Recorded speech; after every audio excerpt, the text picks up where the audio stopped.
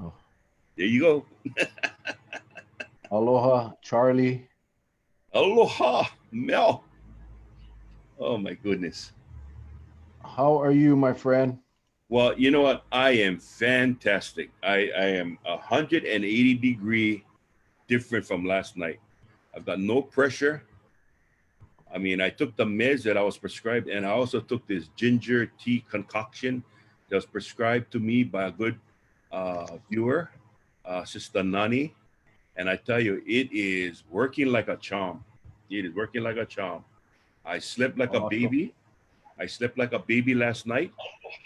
Um, and it just overall, it was like I was in paradise, man. I was a Yeah, happy-go-lucky camper. last night you was a little under the weather, man. I was hoping we wouldn't lose you. There were a Well, couple times I looked at the screen and I saw you look like getting ready to take a nice nap, bro. I was like, oh no, gotta hang on to this guy. Gotta hang on to him. yep. But it was very today was very enjoyable day. Even though the weather was muggy, but it was just and the funny thing about it, um, I didn't get to do really anything except make a couple calls to some of my contracts that I oversee. But other than that, it was a beautiful day in Hawaii, brother. How was your day? How was your day? Actually, it wasn't that bad. It started off horribly, but The hang on, I just writing down some stuff here. Okay. Well, But I just it turned out to be, I gotta tell you, man. And I'm gonna just be honest, real quick here. mhm, It, we have a bunch of good friends, yep, and our family. Our family, our wives, our just our support team is uh is fantastic. So I gotta tell you, between my wife Patsy and my friends, it took a really crappy morning, and it really turned out to be a good day. Got a lot done today at work. It's been busy. It's been busy at work, and along with everything else that we're doing. So sometimes the tension, the stress gets the best of you, and that's kind of how my day started today, and it just turned out really, really good. You know, yes. Obviously, Charlie, you're one of them friends that help elevate and boost Well, me and I'm Steph. glad. I'm Of course, glad. my wife Patsy. Yep. Our Glad. wives. You know that song, "The Winds Beneath Our Wings." Yes. If you listen to the lyrics, um, I gotta tell you, man, that song uh, fits the two women to the T. Yeah. We get all the Well, I glory. like also. Of course, we get the hate mail too. We get the hate mail Yeah. too, but we get all the recognition. And Charlie, I don't know about you. I know because we've talked about this. It's very uncomfortable, when Yeah. people give us all that praise and glory. When you know what, we just two guys, man. We just two guys that get on a show every night and bring on some amazing guests, and it caught Hey, on, and I did thank did you God it hear did. about did you hear about Josh? What he did? August 25th. Yes, on Thursday, next Yeah, Thursday. either Is it the Thursday or 25th, Tuesday, 24th? or something like that. But he was able to secure Dr. Fauci at between 7 and 7:30 in the morning. So I'm pretty sure they're doing it because of the time difference. But Oh I'm yeah, encouraging everybody to let's start a watch party. Let's send it out. I mean, it's not often you're gonna get the man himself. You know, yeah. I'll yeah, definitely have a watch party going. I think every one of us, we should yeah, get a watch party going, and actually, we should do one watch party. yep, We should do one watch party so we get all the viewers. The problem with the watch party is, unfortunately, you don't get to see the comments. But on that show, on his live, I think there's going to be thousands of comments. So it's going to be very hard to catch up. yep, But if you come on our watch party, and then we as a group can comment amongst ourselves, so it might be more fun. yep. So I'll definitely go ahead and start that watch party in the morning as soon as they Hey, start. let's So let's also do this while we're on that. Ladies and gentlemen, thank you for joining Mel and I tonight, this Tuesday night. How's about doing us a favor on this August 18th, Tuesday? Why don't you hit the share button and share it to all of your friends? We'd love to have a lot of you on tonight because we have something very, very special. It's something that we've been talking about for a while. And because the state hasn't kicked it into gear yet, a lot of people's been getting mixed up with between the app that you'll find on your smartphone. Okay, and we talked about it. There's an app on your smartphone relating to COVID-19. The problem with that app is it has to be activated by the state, the region. So the state has to activate that app in order for it to work. But tonight, our guests, they developed an app that can be used at any time. And they're going to tell us how it works. And so that's why it's very important that you share tonight's segment. Make it's very, very important. Yeah, we had Dr. Stephanie Yan on when we had the school teachers and the nurses a few weeks ago, and she mentioned about an app, and then we were able to get them on tonight to talk about that app and the app that is being basically proposed to the state.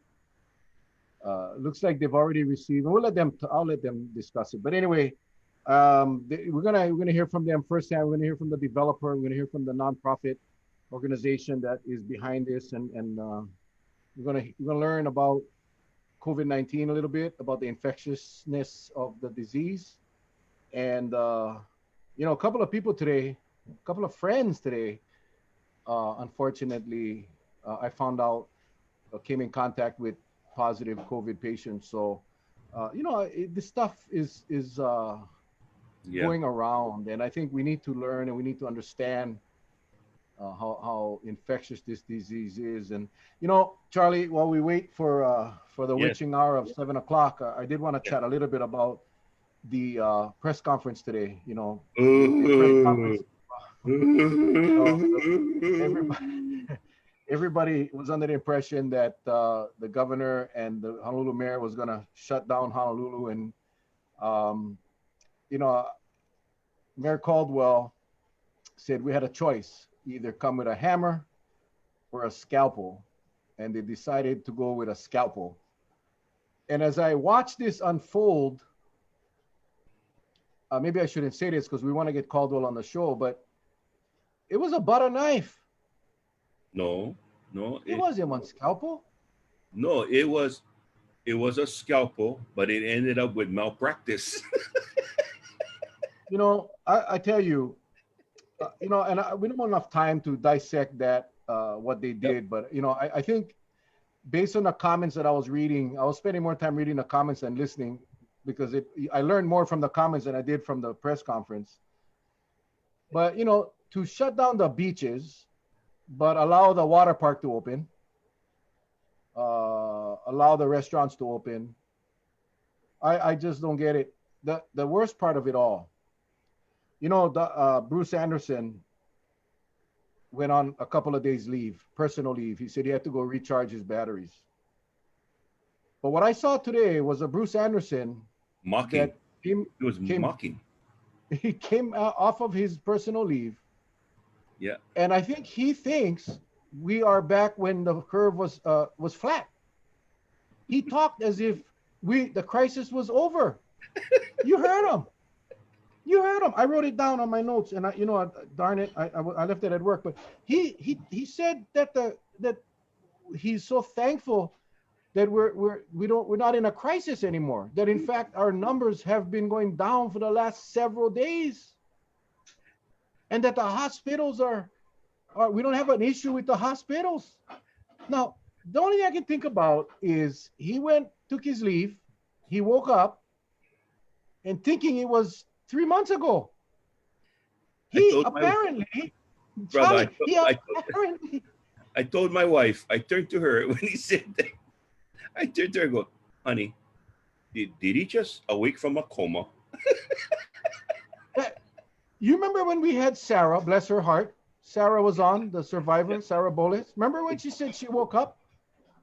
She thought it was a long time ago. That's what happened to this guy. And he sits there with a straight face and says that we are blessed, that we are no longer in a crisis. We are on prison system that is out of control. We get viruses that are out of control. They had a death on Oahu today, Oh, and we no. don't have a crisis. I, I, I don't know. I mean, if I did that, if I came up here tonight and said what he said, my wife would kick me out of the house. Yeah. See, you heard her? She said, "Yep." No, I would be the one changing the channel. Says, now we'll return to our normal broadcasts. And goodbye. There were several people commenting,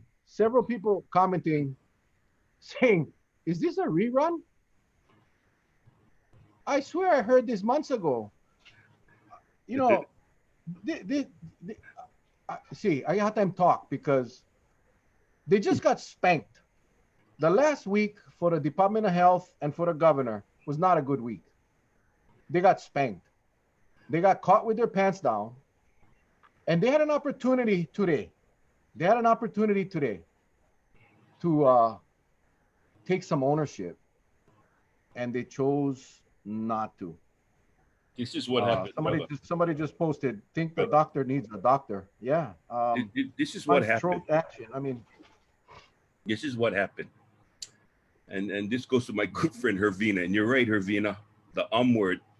When someone uses throughout a sentence, but is very calm about it, that may be part of their speech pattern. But when that becomes a rapid fire, like a machine gun going like when sounds like when somebody running their outboard motor in their yard next door while the boat is on dry land, that kind of tells you something that the poor guy either was not prepared for the questions asked him, or he made up one story and he's trying to remember what did he just tell somebody, or what did he just tell the viewers just a minute or so ago. That's what it looked like. Am I far from that there, Mel? bingo, Yeah. right on target. Now, we got Kevin Vaccarello Yeah. in the waiting room, but the worst comment of the day, the worst comment of the day. I still have a hard time believing he said this, but he did. By far. And it's the timing was perfect because we have a doctor that's going to be on tonight. And I don't know, maybe she'll validate what he said. And if you know what, if she validates what he said, I will eat this paper live. I will rip this up and eat this paper if she validates what he said. He said, contact tracing doesn't work when we have community spread of the virus. He said that. He said that. He said that. I heard it. I heard it with my own two eyes. He said it. Contact tracing doesn't work when we have a community spread. Well, it never worked when we never have community spread, ding dong, because you never did it. So what? What are you saying?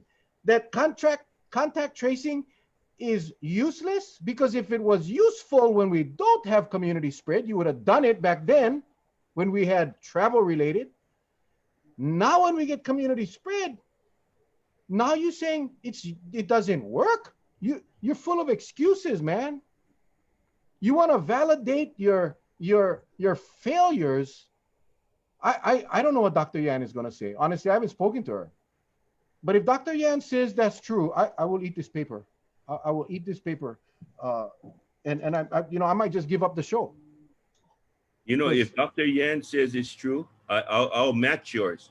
If she says it's true, then I have a prime rib waiting for me on the stove. I'll eat that if that's true. Bro, contact every single jurisdiction in the world is pushing contact tracing as their priority, right? Because of the community spread of the virus. See, most places don't have travel related because they don't live in Hawaii. Yeah. We are, but contact tracing no work. Charlie. If it doesn't work, here's a clincher. If it doesn't work, why are you telling the public with the CARES Act money, you just hired 20 and you're going to hire 20 more? I mean, you setting yourself up for a mean federal investigation if you're telling us it doesn't work, but yet you're spending money foolishly. If that's what, if that's the case, I mean, oh boy. You know, I had a disturbing call about half an hour ago, maybe closer to an hour ago, from one of a family friend on the Big Island, and very concerned because she came in contact with someone that was in contact with her mom who tested positive. I asked, did the Department of Health contact your friend? No. She called the doctor. This is on the Big Island. Doctors told her, don't worry, you don't need to be tested unless you have symptoms. She came in contact with her mom who tested positive. So I told my friend she needs to get tested. I had a call back, and in fact, she went to urgent care, and urgent care tested her. But this is the reason why this virus is out of control. The contact tracing isn't working. Now, remember, this was the daughter of the positive person, so there was no contact tracing necessary because she's there. She's the daughter. But all of the people that came in contact with the daughter, no contact. No contact from the Department of Health, no contact, you know. So, but now I understand why, because it's useless, because it's community spread. Community spread. My other friend called today, Nebraska. Creighton University. Student up there for being teacher. Our friend is probably on this call tonight. It's her daughter. Texted me, messaged me. I talked to the daughter today. Creighton University policy, when you come in as a new student, everybody gets tested. Everybody gets tested. They assign you to your room with your roommate. Her roommate tests positive. Her roommate tests positive. The school shuts down that room, stops, calls the room, no go nowhere, tells the girl that is not positive, you have 1 hour to pack your things, we're relocating you. See, they don't isolate, they don't move the positive patient because the room is contaminated. They take the roommate, put her in her own 1-bedroom unit, and she gets a test, of course, and she gets quarantined, nothing brought in. The school provides breakfast, lunch, and dinner and snacks brought to the room. All of this happened within minutes of the positive result. That is how it's supposed to be done. Anyway, sorry. No, I get pissed off when friends of mine are told, no, no, we're not going to test you because you know more symptoms. Now, my mom is positive. I was with my mom. No worry, no worry. Anyway, we got our people here, and we're going to bring them all in at the same time. Boom. I want to thank you guys all for joining us tonight. We're going to have some fun tonight. Ooh, that looks like a Kumu. Ooh, that looks like a Kevin. You got to unmute his mic. Yeah, he's connecting. And Brother Charlie. How you doing, Ramsay? It's been a while. Long time it's been a while. And that, No, and Good to that see looks like, you. and that looks like a doctor. That looks like a doctor. Yep, it's Dr. Yan. Right. Okay, so welcome everybody. Welcome. Now I just found out we live in such a small world that Charlie and Kumu are classmates. Exactly. I won't tell if you won't tell, Charlie. Kumu, how come you look so young, Kumu? Because he's 1 year after me, okay? Okay, There you go. That's the truth, yeah. All right. Well, everybody, thank you, Dr. Yan, Dr. Stephanie Yan. Aloha, Dr. Yan. Trauma surgeon. Oh my God. What a tough job. But anyway, we had her on before, like I said earlier, ladies and gentlemen, and we are blessed to have her on tonight along with Kevin. Kevin, is that Vaccarello? Vaccarello, yep, you got it. Vaccarello, and of course, Kumu Ramsay. Amazing. I'm Mel. The Hawaiian is Charlie. Not the Kumu, the other Hawaiian. And what I'm going to do here, Dr. Yan, I'm going to turn it over to you. You can do an introduction. Everybody introduce themselves. We're excited to get this thing started because I have a very special question for you, Dr. Yan. Don't let me forget to ask you this question because this paper is at risk. If you answer the question wrong, I'm going to eat this paper on live TV. Oh, no. So anyway, take it away, Doc. Thank you so much for inviting me again to your show and having Kumu Ramsay on and Kevin as well. Thank you, Mel and Charlie. And so I wanted to introduce Kevin and Kumu Ramsay a little bit to the audience. So Kevin is the Executive Director of Sustain Hawaii, and he's also our lead tech for the contact tracing app, Safe Travels. And he is a socio-ecopreneur with many years of experience in communications industry, systems consulting, new business development, strategic planning. He is very reverent of life and has worked a lot in the field of sustainability. And Kumu Ramsay, we're so honored to have him here. He is recognized locally and nationally. Thank you for being on and for the last minute invitation. Thank you so much. I appreciate it. Good to be here. He's recognized locally and nationally, internationally for transformational leadership in sustainability, cultural and place-based values integration into contemporary business models. So he's graduated from the Kamehameha schools, attended the U.S. Air Force at Colorado Springs, earned his BS degree in public administration from USC. And he has many eclectic experiences from business, government, and community service. And he's one of the board of directors for Sustain Hawaii. So thank you for being on. Oh, thank you. Appreciate it. Especially since I heard Charlie was going to be here. So. I have one question, Kumu. Yes. Are you on Oahu? Are you on Oahu? Yes, I am. And that backdrop there is actually Waimanalo. We did yeah, I know, but sunrise. It's illegal. It's illegal to be on the beach. We should have had you at the water park. This is Keep true. Talking. Yeah, I got to stand in the water. I got to stand in the water, then I'm good. So I asked Mel and Charlie if I could have 10 to 15 minutes of your time for a very short PowerPoint presentation, because it leads into the importance of a digital contact tracing app, and also a lens into kind of thinking about how to approach the COVID-19 pandemic from research and the science-based knowledge that we know about the disease and how it spreads. Do you mind if I go into that, or do you have any other? No, actually, you know what? I'm going to ask my question now.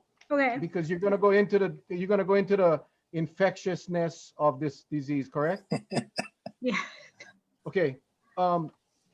Today at the press conference, I don't have a hard time even calling him Dr. Bruce Anderson said that contact tracing doesn't work when we have community spread of the virus. It's not it's not entirely true. So I'll show a little bit. It's part of my presentation, but the short of the long answer is that community spread, depending on the R naught, is the transmissibility. It's depending on what that is, whether it's 1, 2, or 3, it tells you how many people get infected from one case. So the average for COVID-19 is about 2 to 3.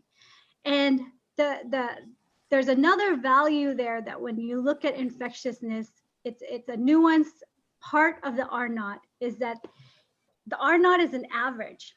So if you have 99 people that don't spread it to anybody, and then you have one person that can spread it to 300 people, you can have an average of 3 for the R naught, because there's 99 people that have 0 and then 1 with a 300 spread, right?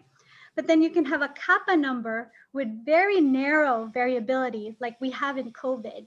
And The R naught is still 2 to 3, but the variability between individuals is very little. Everybody's around 3, everybody's around 2.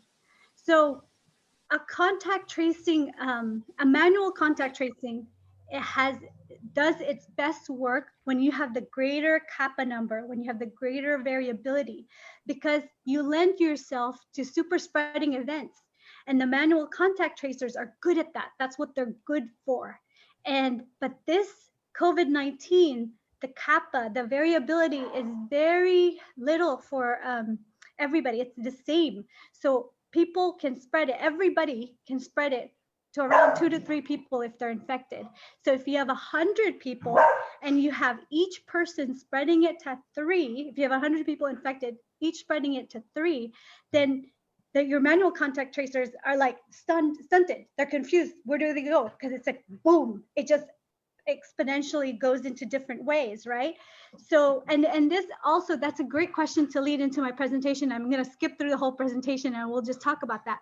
Because when you have a kappa in your infectiousness that has very great variability, then your super spreading event can actually chain and it end up into an end transmission quickly. And if you have a kappa that has narrow variability where everybody can spread it to 2 to 3 people who are infected, or somebody who's infected can spread it to 2 to 3 people, then transmission, then if you have a group that's 100, that 1 spreads it to 300, 99 spreads it to 0, still with an average of R naught of 3.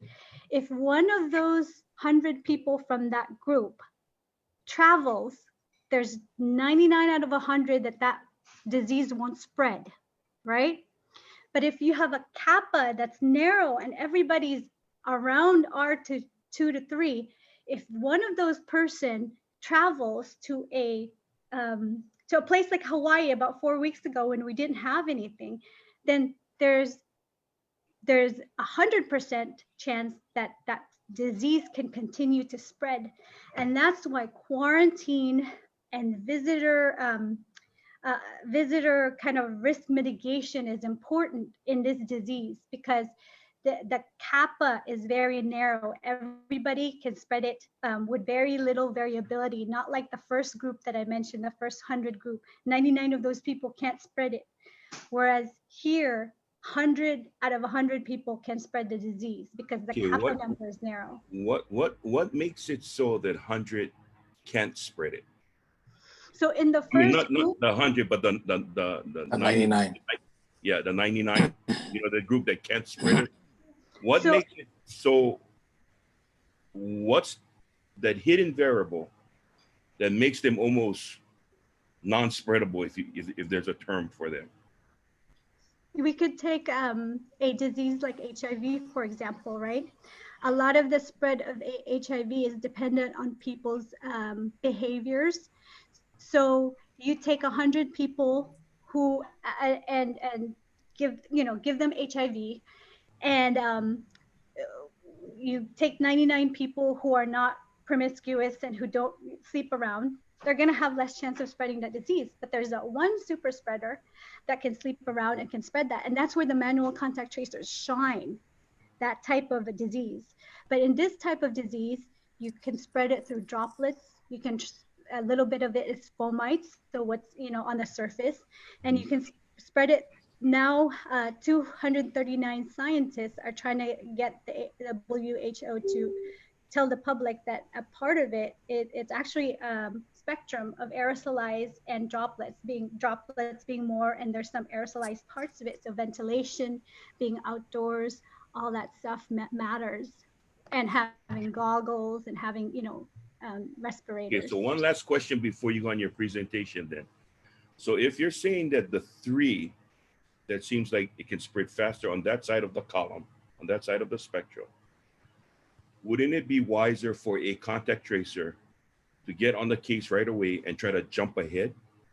That's the second part of my presentation. Okay. And actually, I won't go through the whole thing because we're going to talk about that, which is a great question, because now we talked about the R naught for this is 3, similar to SARS, but SARS died out quickly because it's kappa.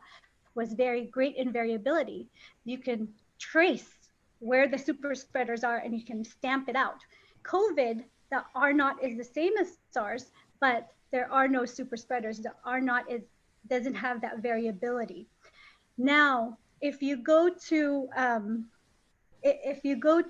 the contact tracers and the speed of how they can kind of find the transmission and isolate and test them, it's been there's a mathematical modeling, and it was in the paper in Science magazine early May that talked about how this disease does not lend itself to only manual contact tracer. It's actually not feasible to control the disease with manual contact tracer, because there's a graph here, and I'll show you.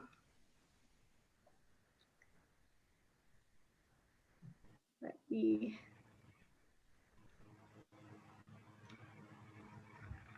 Can you share my screen with the audience? You should be able to. Oh, I should be able to. Okay, hold on. Mm-hmm.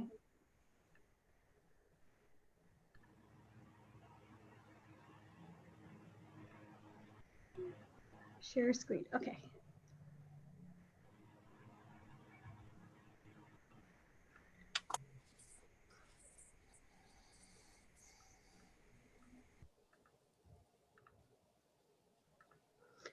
Okay.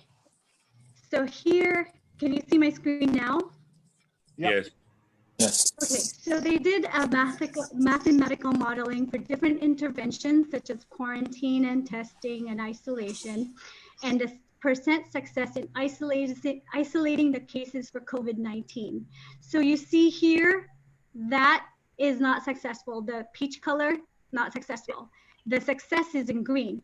So when you have 3 days, which is the average amount that a manual contact tracer can get to a contact or call them, doesn't lend to any success in that intervention. At 2 days, you have a little bit of success. At 1 day, you have more success.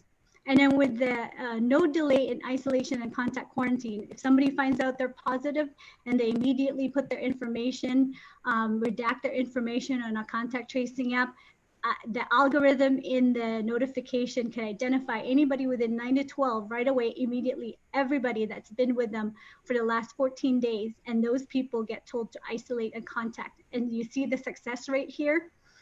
It's a very high compared to 3 days, which is the average for the manual contact tracing if they're not overloaded to inform the next contact to isolate or test.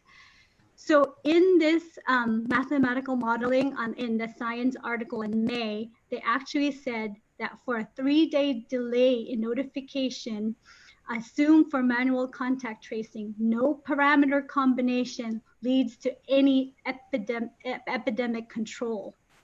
You need some sort of technology, because with this type of spread, you need some sort of technology to help you out. Okay, does Dr. Sarah Park know this? I have a suspicion she actually does, because she quit on contact tracing. It seems like she didn't even start because of the experiences from places like Boston, when they had 750 contact tracer for a population of 650,000. You know, given that there is more density in that city and it's you know, the dynamics are somewhat different, they were overwhelmed. And I think with no real effort to increase the number of contact tracers, I feel that there is some kind of awareness that there's a limit to manual contact tracing, and they have to get some kind of digital contact tracing help. And now I kind of want to point out that the contact tracing is not just a diary. It should not be just a diary. It should be a whole solution, one that records proximity between two people, and one that can instantly, automatically, anonymously notify their risk and tell the people who are in contact to isolate and trace. It's a package for it to work to control COVID-19. And I guess that leads to our live demo if you want to get to that, because I feel like we have so I was speaking to Kevin because in our presentations, I feel like, you know, our focus on the presentation is saying it's a contact tracing app, but it's more than that. It offers the tech solutions for a lot of the problems we face being a island state, and also for a state that relies so heavily on tourism. It offers so many solutions for us. It's not just a contact tracing app. It has all the other solutions along with it. It's very comprehensive. It becomes almost like a central hub to coordinate a lot of the efforts we need to fight COVID-19. Okay. That's great. Right. So is that teeing me up? Am I should I go for it? Yeah, Doc, I think you're gonna have to stop Release sharing your screen. Oh, release. Sorry, stop share. Yeah. Okay. And then Rams, did you want to give a little bit more backdrop on Sustain Hawaii and what we've been up to, and that we're a Native Hawaiian nonprofit since 2003, all that stuff? You mean like you just did? That's pretty good. and fill in the rest. Yeah. All the last Yeah. No, thanks, Kev. Again, thanks for having us tonight. Yeah, Sustain Hawaii was established all those years ago, 19 years ago. And I think you'll find our fingerprints on a number of initiatives having to do with sustainability and enhancing our lives here in Hawaii, not just for Kanaka Maoli, but for everyone that makes this our home. And it's evolved into programs that really provide for community capacity building. And Charlie, you know, I think you have heard of my participation in sustainability. And from a sustainability standpoint, we often talk about carrying capacity. Well, this particular demonstration is really founded in carrying capacity. I think if we carry enough for our place and our families, we will find solutions, not just to try to fix things, but to find preferred conditions. And for me, that's the underlying definition of ho'oponopono in a Hawaiian sense.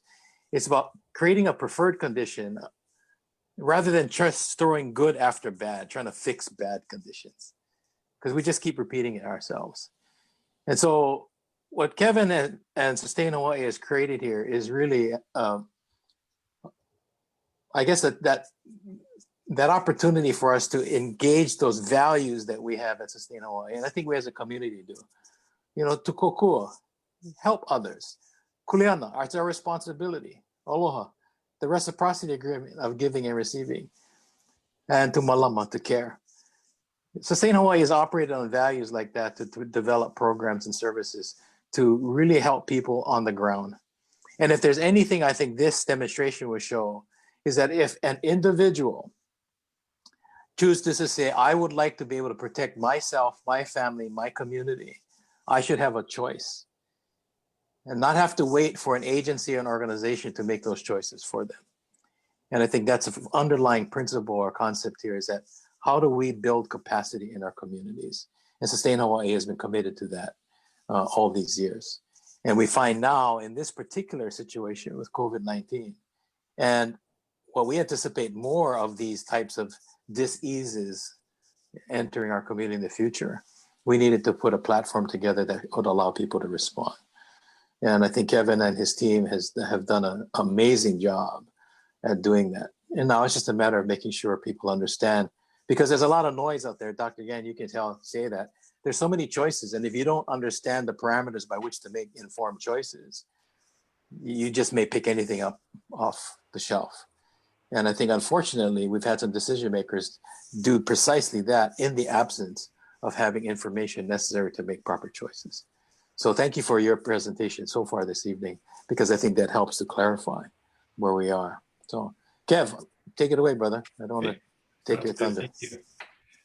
So I'm going to just go ahead and first give you a quick overview of kind of the platform and where we came from and where we're going. And then I'll dive straight into the app, which is on my phone. And then I just mirrored it to the computer to see.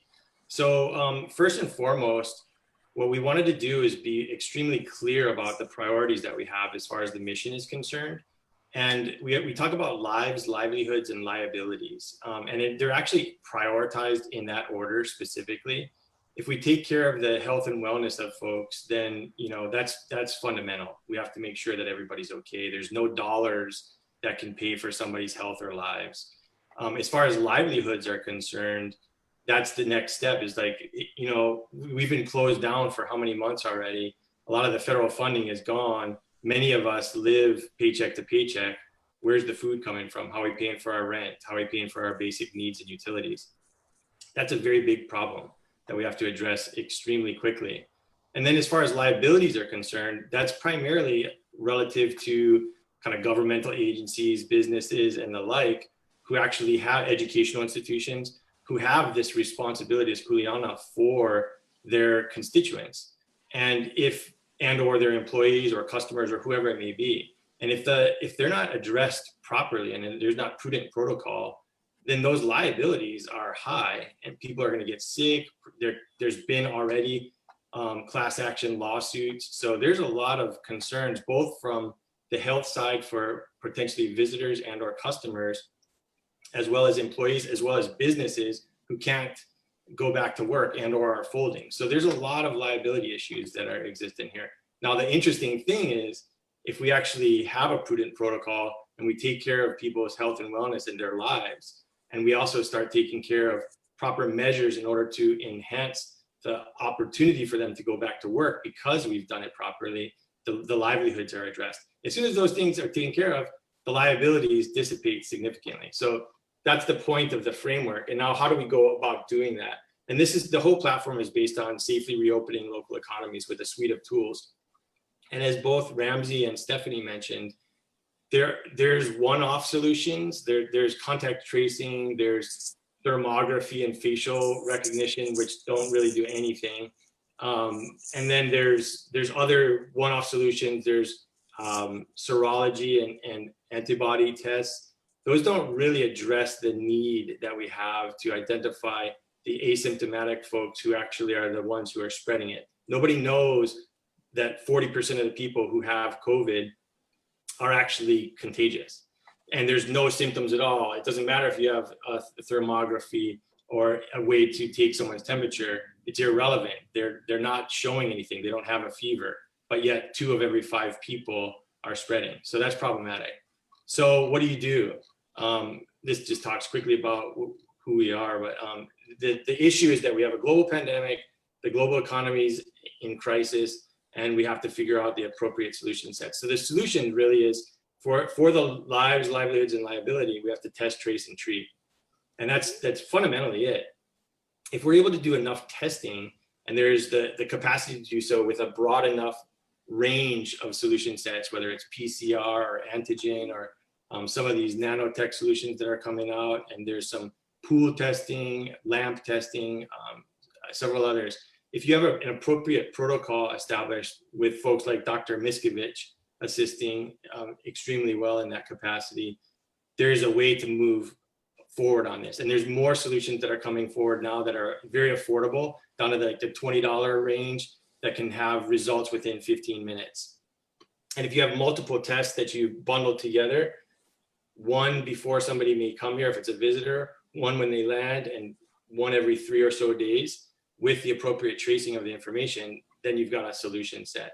As soon as anybody's identified as COVID positive, it immediately notifies everybody and they get into quarantine, and then you can get into quarantine management. So really the testing, tracing, and treating is the 3 set solutions that together actually make something happen where we can actually crush the curve.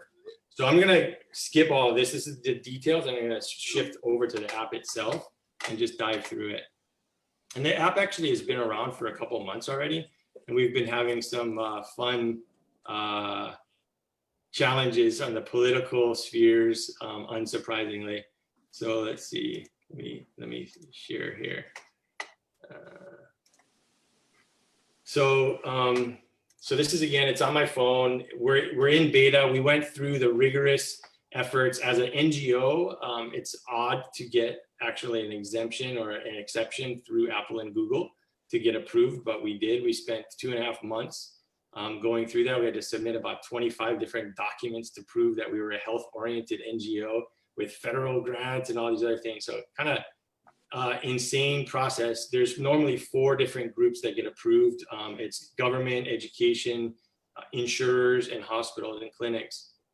So as an NGO, we had to jump through a bit more hoops in order to get this approved thus far. So we're in beta right now. We're able to start testing it on the ground, work out some kinks, and kind of move from there. So basically what happens is on the app, the first thing you're going to do is you're going to log in. We have what's called a passwordless login, and it just asks you to put your name. It's a more secure protocol for people to enter their information into it and then quickly get a response. It's going to send you a push notification of a code. That message goes to you, you submit it, and then you're in. Now, I already logged in before, but if you newly do this, what would happen is you would get a prompt that would come up that would ask you to turn or keep on your location services. It's the same thing that Google Maps, Yelp, weather reports, and other types of services provide. It's a convenience on most ends for consumers to get more information that they're interested in, or just to see where particular locations are. In our particular case, we're tracking it for the purposes of the contact tracing and exposure notification. And if the data, however, is only kept on the individual user's phones, and it's private entirely, and it's always private, and nobody ever can have access to it until somebody tests COVID positive. And when they test COVID positive, then they're sent a push notification that says, hey, sorry about that. And I'll go through that part of it. And that's the only time that they're able to actually share their data. And then they share it only anonymously. So this is just a really quick survey. It's just a quick 4-page survey. You go through, it's icon driven, ask whether or not you've been tested. It has locations for all the various tests if you're interested in finding one if you haven't been yet. And then it goes through the CDC related responses. The CDC has a 5-tiered clinician level response. And inside of that, if you track your symptoms, and as you track them over several days, it gives you different types of responses. So if I just quickly go through and submit, it's just saying, okay, stay at home. I passed one screen a little bit quickly, but the screen that I passed was this kind of amplifier to conditions. So if you have pre-existing conditions or comorbidities, smoking, or if you're elderly, over 65, if you're in nursing homes, those exacerbate the issues. So that actually ends up being information from an epidemiological vantage point that it enhances the response that's automated at the top here that you can see. Right now it's just green and it says stay at home. Now, every 24 hours, I'm going to get a notification that tells me, hey, would you mind just updating this particular survey and let us know how you're feeling. So I'm just going to pretend it's been 24 hours. I pressed it. I got a fever. It submits. Nothing changed because that's not really a significant issue. Let's assume now that 24 more hours go by. I go ahead and I click that I have chest pain this time. So I go ahead and I submit. And now it actually is going to give me a different response. That's a severe response because that's one of 5 conditions that are extremely worrisome to folks. So they're the most in emergency level symptoms that people have, whether it's for COVID or whether it's for another type of symptom. But loss of smell and taste is one that's been identified specifically as COVID. And then rash apparently is another one that we have to add to this. So we're modifying this as we go. As more epidemiological data comes in, we go look at the CDC, we pull more data in when we update that. So now that I have chest pain, what I'm going to do is that was a concern. It says, please, go contact 911, hospital treatment or whatever. I'm just going to assume that I went and got a test then.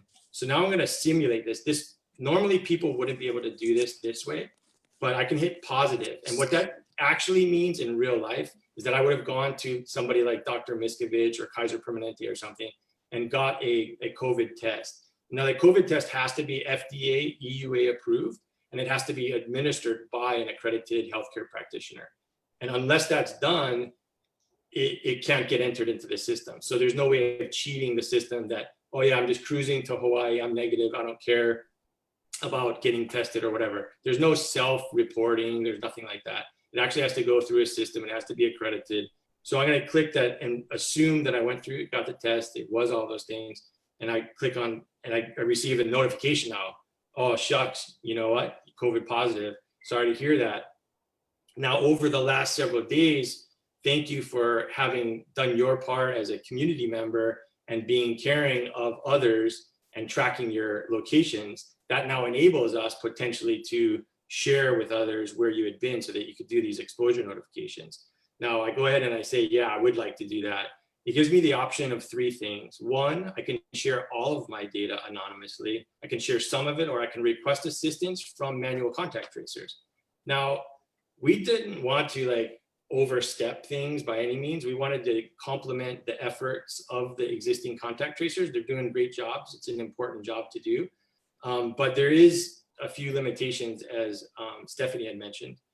One of the big limitations from a human fallible vantage point is our memories are not that freaking great. There's no way I could possibly remember in the last 14 days every single location I was at what date or time.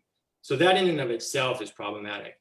A worse factor about the memory issues and the lack of our capacity to remember is that even if I could somehow remember everybody, there's no way that I know all the people that I cross paths with. Most of them are strangers. Maybe there's a couple percent that are friends and family that I bumped into. I can let them know, but that's the only people that I could possibly share the information with manual contact tracers. Now, with a digital memory, that's a totally different ballgame. I actually can let people know the entirety of the history of my location. So we do request that people share all information, because that even means that private locations and other spaces can be shared, so that folks, if you were at your friend's place, your family member's home, they'll also automatically get a notification. It's anonymous still. So if you don't want to share private information, that is an option as well. And what happens is the data only gets published on the map publicly for up 42 to 72 hours, where the contagion actually could potentially continue, where it could be spread further. And I'll show that a little bit further. The request assistance one, again, goes to manual contact tracers so they can assist in the process of redacting private information if people wish to do so. So now, just to go through this really quickly, the removing of the private location data, I'm either going to be in public transportation or non-public. And public, what we probably should say instead is if I'm driving by myself or if I'm with others. And if I'm with others, I want to make sure that it's on the public button. I'm probably going to have to change the wording for that so it's more clear. Because if there's more than one person in the vehicle, then they need to know. So let's just assume that I take public transportation. I want to make sure that when I'm on the bus, everybody who's on the bus with me is aware of the fact, just in case. So because I knew we were jumping onto this presentation, I went and got in my car and drove around Waimanalo for a couple blocks just so I could show you some data. and this is basically some of the contact tracing. So I was zipping around the back roads of Nalo, and what it shows is the various locations. So I was just taking a couple blocks around. So now I can remove all of that if I wish, or I can say, you know, I want to selectively remove that. So some of these may be my personal home address, which one of them is. So I'm going to go ahead and click through that. And I'm going to say that most of those are still public addresses. So this actually gives me the list of the specific addresses that I personally don't want to share publicly at all, because that's my home address. It might be my family members. So I get to choose that individually, and I could one by one and say, oh, that's my friend's place. I don't want that to be shared on the map either. So once that's done and I feel confident with that, I can actually go ahead and submit. And then once I publish it, that actually becomes the shared information with the public. And now what happens is I get to see on the map here, this is the map of the last 48 hours of exposures, or we're probably going to push it to 72 because some surfaces can last for 72 hours. Usually the aerosols are maximum about 3 hours. So anywhere between 3 and 72 hours is the concern. Now, right now, you can see because I just published it, now it finally popped up. Now it just shows, oh shucks, there's 7 new exposures in Waimanalo, and it shows the pins. So now people at least get to, it's anonymously published. It doesn't have my name. All it has is the geo stamp and the time stamp, and that's it. As soon as the 42 to 78 hours is over, those pins are going to disappear because they're no longer a potential contagion. In this particular case, I hadn't really been touching any surfaces. So because we could actually have our algorithm modified so that we could remove all of those pins, because I would have known that I was traveling and I was traveling by myself. So there's just some clever ways of doing that. And the reason why we did that is to also assist the manual contact tracers with these types of methodologies. There's a workflow that we established to make it really easy for a lot of data to be removed extremely quickly that's irrelevant to the contagion and the vector for it to spread. So that was the point of that whole process. All of it's completely private. There's no names associated to anything. It's only shared, and it can only be shared by you when you choose it anonymously. And this is actually important for small businesses because That's right. there's an infection in a small business, and right now what we have is people saying, telling people which business it's from. Governor Ige has made announcements of 808 bar this, and so people get outed. People's businesses gets outed. If it's Safeway and Costco, people are going to go there anyways, right? So it doesn't affect the bigger businesses. But for me, a private practice, and I get announced on Facebook or something public that my place of business has a cluster, I won't get anybody, coming to my place of business for weeks on out. So I feel like having a notification that's anonymous and having something like this that's temporary can easily notify people, can make me feel that I'm taking my social responsibility, but it won't affect me long term as a small business. Yeah. Kev, it's also important. Thank you, Dr. Stephanie. It also, to your example earlier, if any one of those cases waited 3 days to speak to a contact tracer or likewise, then anyone between day 1 and day 3 who could have been exposed would not know it. In this case, anyone else who's on the app would be notified that something was going on in close proximity to them anonymously.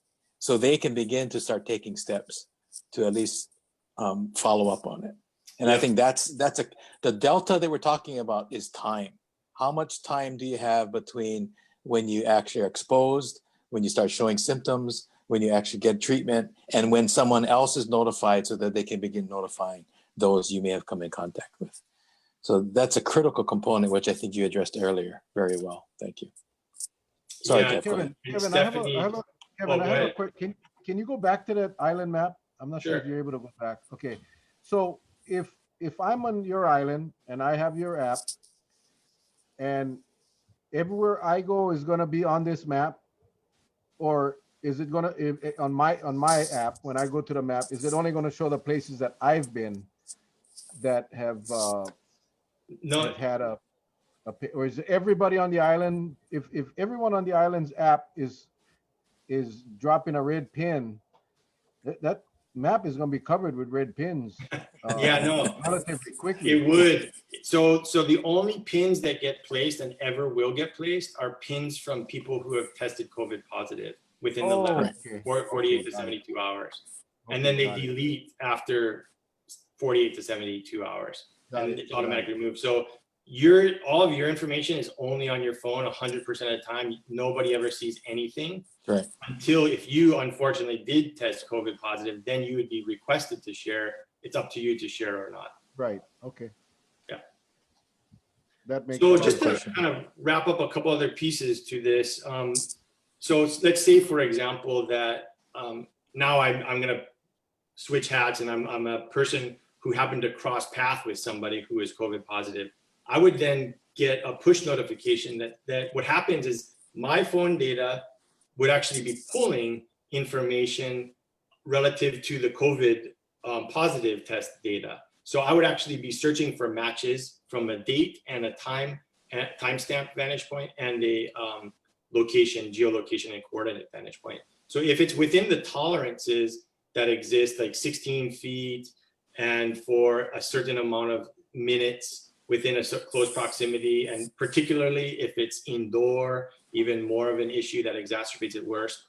What we would end up doing, instead of it saying no known contacts, it would actually have a list of the various matches that exist by date, time, and potentially location. We have the capacity to do it. And what I like to often say is that we've got kind of the Swiss Army knife of digital tools, but they can be kind of chosen a la carte depending upon what the community and our businesses and or other decision makers want. We don't have to put the data on there. People can choose to share the data if they wish. But the data could be placed there if we want. And the things that we could place there, for example, in order would be the most recent exposure by location, for how long, at what location specifically. So, and then that kind of assesses the risk factor. The more recent it is, for the longer duration, indoor at this location is the highest risk. So I'll go ahead and that spectrum is a notification somebody gets that just says you've been exposed or you're in close proximity to somebody who was COVID positive. Please isolate and get tested. You know, something that's right. Vague. Yeah. So that's the exact point of the exposure notification. Sorry for not mentioning that. So as soon as you do get it, and if there are one or more matches, the immediate request is self-isolation, testing, and then determine whether or not you are. And please, everyone, take care and also then share the information as it comes up so that we can kind of suppress the curve. That's the entire point of it all. And then the other thing to share, or did someone want to say something? Yeah, no, I was going to say, Charlie, this is what we were talking about earlier, right? So the underlying values of community is what drives this. Obviously, if people don't care, they won't participate. That's what we're getting now. And so part of this is giving people an opportunity to actually participate, live up to kuleana and responsibility, care enough about other people, and then, of course, share their information. And because it's all anonymous, you really have no risk other than not saying something and infecting more of a community. So again, it's values-based and principle-based. Exactly. And right now, the participation people have is if they're COVID positive, they get contacted by the DOH after a certain time has passed, and they either participate or not. It's still voluntary. They don't have to talk to contact tracers. And then now you see people online on social media, on different Facebook groups, outing themselves and saying, hey, I really just want to be responsible. I tested positive. If you've been to these places for the week, please get tested. And sometimes they out other people that were with them that didn't want to be outed. And so it kind of eliminates a lot of those inadvertent negatives from taking responsibility for the community. Right. And puts it in this anonymous form so that people can go online who are COVID positive and they can feel like I've done my kuleana, but they don't have to inadvertently out themselves, their business, or other people that don't want to be outed. The only thing that I question, I mean, I'm not questioning the program. The only thing that I do question is when we have all of those who are violating rules now, like the big large gathering at Waimea, or like here on Hawaii at Pole Hale, I would find it hard to believe that they would participate because they know they already did the violation to begin with. And by participating with something like this, even though it'd be the most responsible thing to do, it would also put a guilt spin on them because they weren't supposed to be doing that in the first place. So that's the thing that I'm kind of like I'm tossing with now. How do you get those kind of people involved with the program? Because if we know from all this spreading from all these different clusters of close contacts and not practicing social distancing, they may say that, damn, I knew I wasn't practicing social distancing. Do I want to participate or not? It's going to make it like, shit, you should have known better. And even though the right thing to do is participate, but in the same token, I don't out myself because I was a dummy for knowing I was doing something wrong to begin with. It really has to be a personal thing, and whether or not 100% participation is done, that's another question. Yeah. So a couple points to Go ahead, that. Kev. One is that you don't need 100% participation in order to flatten the curve. So that's one thing that's helpful. The mathematical equation suggests around 60 to 65%, which is still high, but 6 of every 10 people more likely are gonna have that kind of community-oriented level of value in kuleana. So hopefully we're good on that end.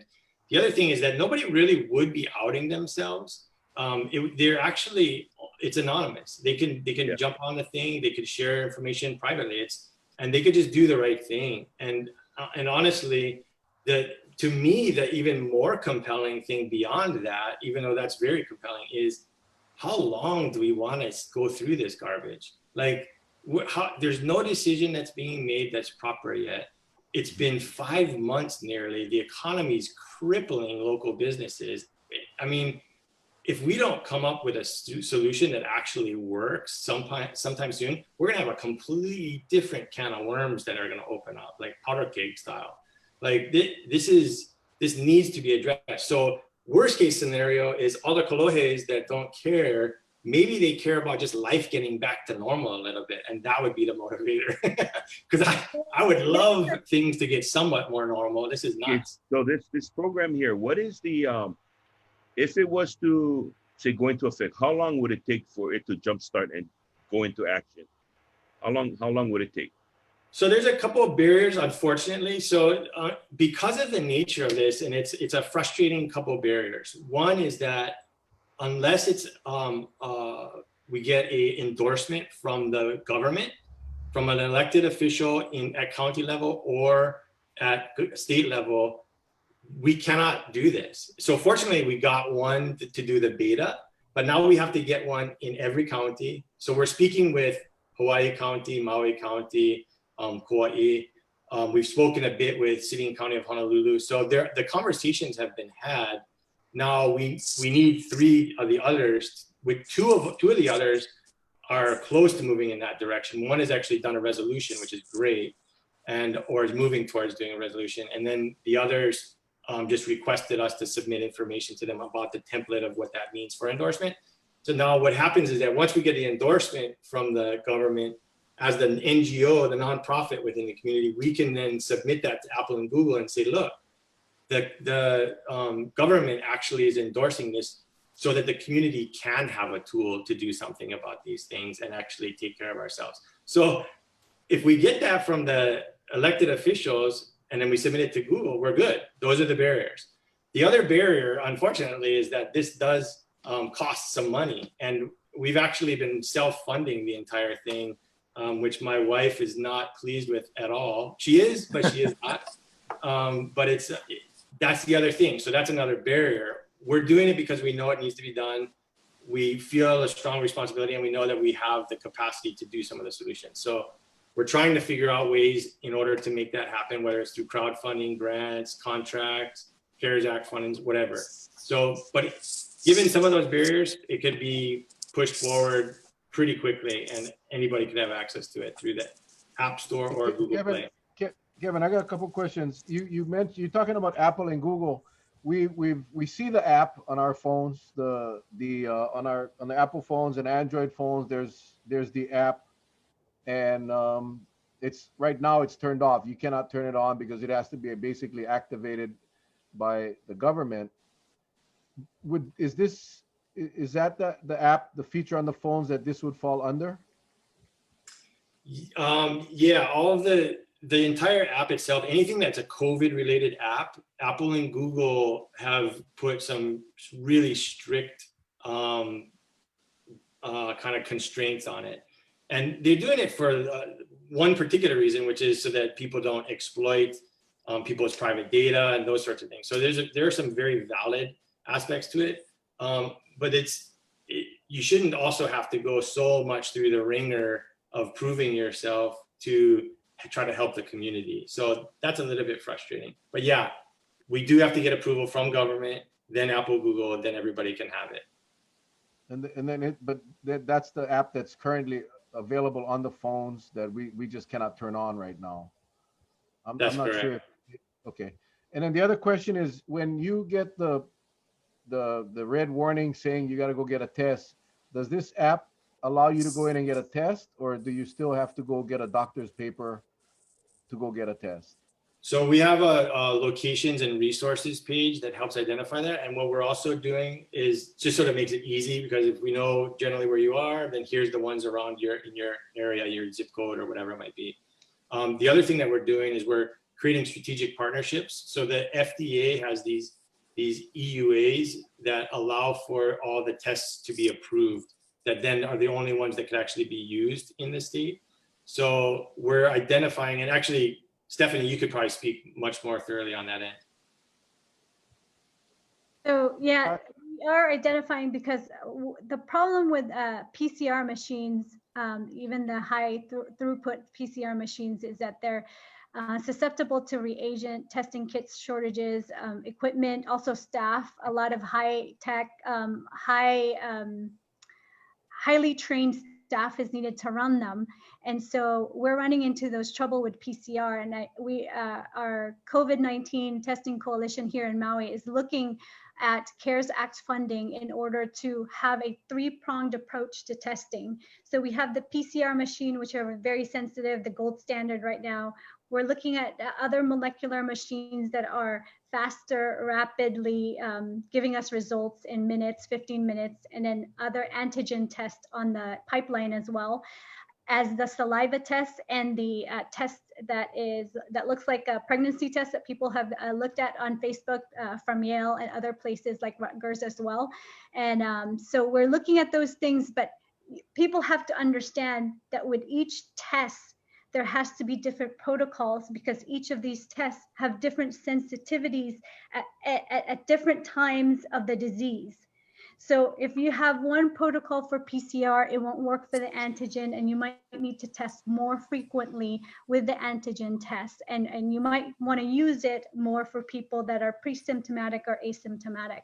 So all those tests are in the pipeline, but if we don't have a multi-pronged approach in our state, then we are susceptible to shortages of reagents, testing materials, all that stuff. So we need, each island, each county needs to get on that and kind of look at the different tests available and work together, all the testing sites with the lab, CLH, with UH, to come up with the best solution so that we're not left in the dry when things are eaten up by the market.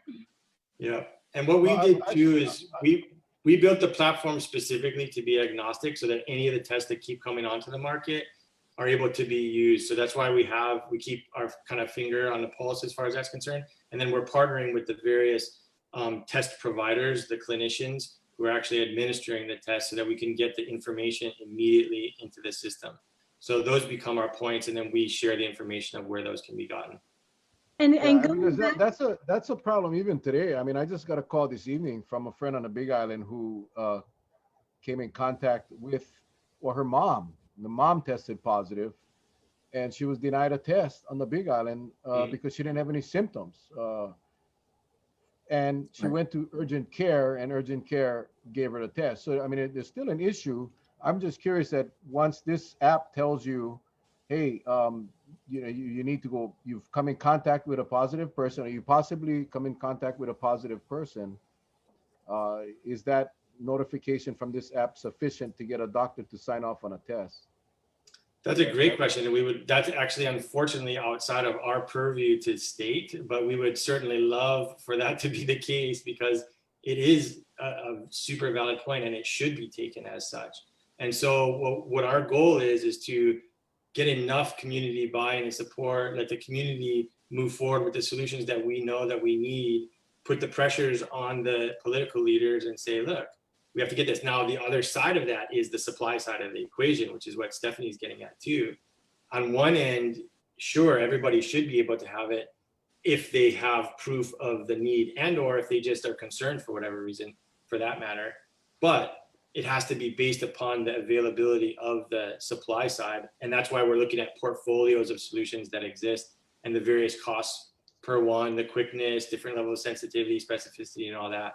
So it's a really challenging set of conditions, and it's no wonder that it's caused as much problems as it has, but there are ways to kind of create this crazy logic chart of if-thens and really map the whole thing out so you have an appropriate protocol. Well, it's one not of the outside of the capacity. And Doc, I mean, remember real quick, real quick, I mean, the QR code, are you gonna be saying anything about that? Because we're getting some people getting dizzy. with the QR code. If that was, I mean, you want to go ahead and cover that, and then that's fine. Sure. Yeah, the last part of this, the intent of the QR code is it's actually tied to your profile, so that if you ever get a notification that you actually were tested positive, negative, or it's inconclusive, or that you have an exposure, this would then change colors based upon that. So it's either going to be, you're going to have a green for your negative and you're in the clear. You're going to have yellow for inconclusive or potential exposure, and you're going to have red for exposure. And so that's basically how that works. So a gatekeeper, whether there's somebody on the at the airport terminal, somebody can scan that with their phone, the QR code, and it immediately tell them, are they green, can they onboard, or are they yellow or red, and therefore have to, reschedule their flight. So that's one thing. Same thing is when they land, if they go to a hotel, if they go to other establishments, it could be used in the very same capacity, just to protect the safety of the consumers, the employers, and anybody else that may be concerned about that. So that's what the intent is of that portion. We do have another couple pieces functionality wise that allow for exposure notification and for quarantine management. Kevin, I just want to say that one of the objections that some people in the DOH had when we presented this app in its infancy was that a contact tracing app would lead to a lot of false positives, a lot of people trying to get tested. I actually think it's the opposite. Right now, the alternative is that there's people with a list of places that have had positive people, and they're telling everybody who's been in those places to get tested. So it's an all out approach. If you've been here, get tested.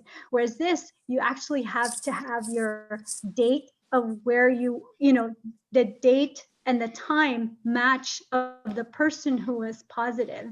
So I actually feel that this is more of the surgical approach to testing than the one we have right now, an alternative to that. Another thing that I feel hopeful about with Kumu Ramsay's point about the caring capacity of people here is that there was a recent survey of how many people in Hawaii would take the COVID vaccine if it was available. And out of the 291 people surveyed, 70% of people said they would. So I feel like the sense of responsibility and kuleana is there for our population. And we know that, right? Because the first few months in March and April, that was all driven by people. Our success then was all due to people's drive to protect each other. We just got tired. We just got tired of not having infrastructure in place. And now it's where we're at right now. Absolutely. Awesome. I got to tell you, man, I'm excited. I know a lot of people are putting up some comments, kind of comparing this to the South Korea app. I don't know why this thing is, hold on, there we go. That was offered to the state. And it's the same thing. It's the same concept. It's voluntary as well. I mean, it would be voluntary whether it came from Korea or Timbuktu. There's no way you're going to mandate this to go on everybody's phone. That's just not going to happen. There's some concern about HIPAA. I don't see a HIPAA violation. There's no information being released. Even in South Korea, the only information gets released over to the authorities is the phone number, and that's how they reach out to the people that may have come in contact. So, I think we got to find something. We got to this to me. I think Dr.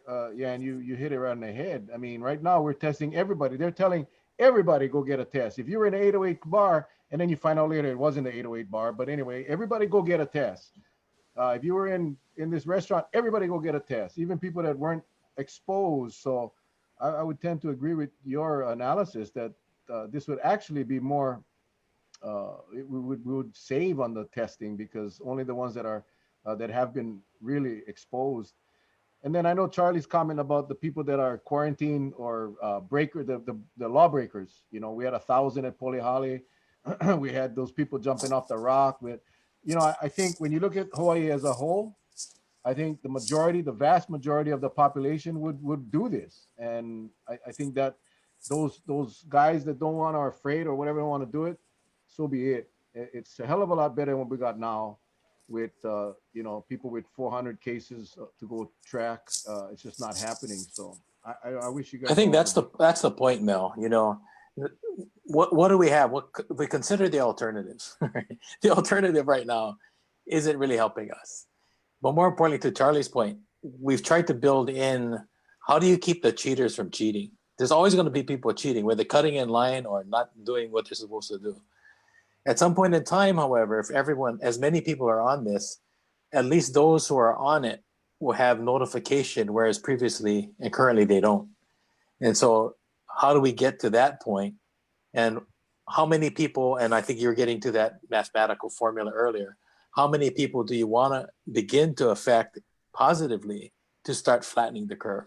And right now we can't do that. We just can't keep up with the numbers using manual tracers. So I think that's a real big part. I'd like to consider this, what would happen and how does this serve as a digital bubble? If you had a business and you had members and you wanted to make this available to your members, such as a Costco or even a Hawaiian Airlines, and you're telling them now, if you're going to be coming in here, we can now help you stay informed because it's important to us. So this really begins to help businesses who are concerned about who they're serving and their members and serving them in a real-time way. Right now, that's not happening. Let's go one step further, Kevin. Give you another idea. And I hope you don't laugh at it. But this thing sounds so Star Wars to me. I said, man, hey, this is some good stuff. But say, let's reverse the roles here. This is to contact trace people that's infected, right? Why don't we reverse the roles and say we use your platform that you're sharing with us now. So when we open up to Trans-Pacific travel, everyone coming in got a download and they can be tracked that way. Absolutely. Exactly. Yeah, That's precisely how we Korea. approach it. That's precisely what we're approaching it, Charlie. Well, because that's the only way to get control, right? Because even if we stamp it out here through social distancing and shutdown like we have, it will come that way. And so the app actually has these quarantine solutions. Well, the approach I was thinking about is, if you're gonna pitch this to government, and you only go with one, it's like putting all your eggs in one basket. I said, hey, go with two separate platforms. One of them will win. One of them will win. That's right. Charlie, we looked at it this way. If Hawaii was a castle, right? The ocean is the moat. And every bridge across the moat is an airplane, right? Exactly. And so if we can get in the gate of every bridge, which is every airplane, before they get on that bridge, they have this app. And if Delta's already saying you can't fly with us unless you wear a mask, they're saying it, not us. Change the word mask to app, right? All they're saying is, we love you to fly with us, but for your safety and ours, we require all of our flyers to be on this app. Now what happens? You create a complete zone from the time you get on the plane to the time you get to your hospitality accommodations, if everybody in that system is now in this digital bubble. The only thing you would have it really has expansion. The only thing you would have to do, though, Kevin, and I'm going to address Ramsay on this thought, is if you do make the app and it's sold to those airlines, you got to make it where if their ticket, they're going to come to Hawaii for a week. That app has to be downloaded for a week and it cannot be removed until that week is done. Then they can go in and remove it from the phone, because you don't want to say in front of the agent, "Yep, here you go. I put it on." And then while flying over to Hawaii, he's taking it off. It's not going to work. Kevin has thought of that. He thought of that? Yeah. This is a pre-board quarantine solution. So I'm sorry, but am I letting the cat out of the bag? Yeah. No, it's great. You're teeing it up perfectly. Great. Yeah, exactly.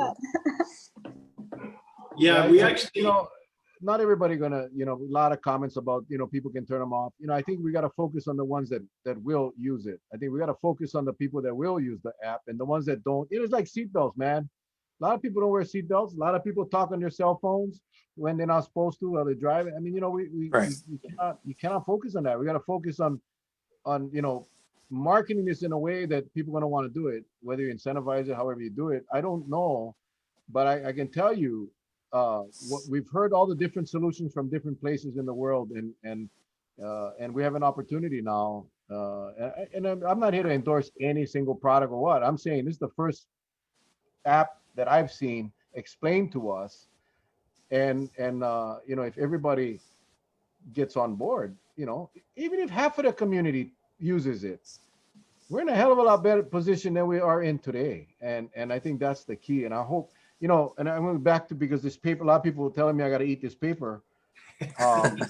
Dr. or Bruce Anderson's comment today regarding the contact tracing, and the reason why I think his statement was wrong was that contact tracing does work in a community spread community if you have the tools, if you have the manpower, if you have, now it's not the people's fault that they cannot run a functional contact tracing program. So for him to go up and say that, but at the end of the day, we need contact tracing, and we need it whether it's community spread or travel related. I mean, that's just, that's Well, the nice. we need the 3 pillars of trying to control a communicable infectious diseases. We need testing, and we need to test asymptomatics, and we need to change our criteria for testing to include asymptomatics. We need to have a way to do a contact tracing effectively, and having a technology help us in that. It's been shown through mathematical modeling that it actually works, and it's actually what is needed, not just manual contact tracing, because there's so much of a delay there. And then third, we really truly need quarantine, like a true quarantine, right? And offering people a way to get meal delivery service if they choose to quarantine at home and not a hotel, and offering them income support during the time of quarantine. Those are the 3 pillars of getting a communicable disease to stop spreading in the community. And then along with that, mask wearing has been shown in every experience, in every successful experience in Asia and other parts of the world, that it really does bring down the R0 and the transmissibility of the disease. And for people to keep arguing about that, I don't get that. But you're right, they're only a little bit of the population that's going to argue about that, and that's going to be against a lot of these stuff. A majority of us want to get out of here, want to reopen the economy with all these infrastructure really robust and in place, so we can be freer. And I was looking at the GDP loss, the projected GDP loss for Hawaii from last year to this year. It's about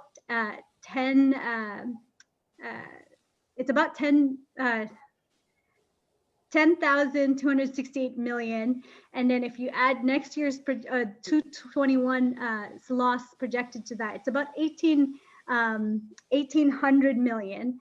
And if you think about it, if we stamp out this disease in Hawaii, we can actually surpass that forecast and surpass what we've done before, because we will be the only place in the United States that people can vacation and actually, feel like they have some freedom from COVID. So the economic argument is about not having elimination, just mitigation, and accepting a few infections and accepting some deaths. It just doesn't jive with me. I feel like if you have these things in place, the testing, tracing, you don't have to sacrifice your population in order to get the economic benefits that you want. It just won't be immediate, and it just won't be without any work involved. It needs you to get these pillars in place. Well, I think, I'm just going to say this, and I might be the devil's advocate, but you're right. I agree with you wholeheartedly what needs to be done. But yet, if those numbers a lot of it is driven on our tourism. And the thing is, if they come from hotspots, that's a whole problem in and of itself. And I think we've been trying to curb this. In fact, if you go back and look at 5 months ago or 4 months ago when Mel and I first started this show, we were like the doodles on TV, because they're saying, what the hell are you talking about? Because one of it was, I always ask the question about, why can't you give a location when there's an infection? Because Mel used to bring it up. He says, well, what's funny is when somebody gets bit by a shark, they tell everybody what beach the person was at. So, what's the difference? And I mean, I got ridiculed for bringing up that thing that says, no, you can't, it can't be done. And then look now, the DOH is willing to give out that information. They're willing to give out the information. Right. And then we went back, you look back at some of our original segments, and we talked about clearly contact tracing. Because why do you think they have fire stations being built in places that don't have fire? In case there's a fire. These guys were just waiting and said, okay, when this thing happened, we'll get into the groove of things. But yeah, but what if you practicing as a beginner in surfing and you're only riding on 3-foot waves, but now you face with a 20-foot wave? What you gonna do? That's what happened. And we just behind the 8 ball. Charlie, there's actually an example. What I'm worried about is those hot spots. We know they're gonna come. We have to deal with it one way or the other. I agree with you. A government-run quarantine is the only solution. Because why? You don't allow the freedom. I mean, you can stay on the resort as long as you don't go outside of the geo fence. But once you go outside and you start contacting people, we don't know who you came in contact with. That's the whole problem. That's right. And consider this as well, Charlie. We're told that our visitor industry in the United States, 80% is domestic. The other 20% is international. Right. What we now know is that the international markets have said no to the United States, right? You can't come in, which means that now the 20% that was international has, by definition, become domestic. And so if there was anyone planning to travel international, the closest US international experience is Hawaii, right? So the potential is that all of those individuals, hotspot or not, are probably going to be looking to come to a place that would satisfy an international experience. And Hawaii needs to be ready for that. If we're going to open the door, to your point, we're opening the door to everybody that can travel. We haven't placed any restrictions on what that looks like.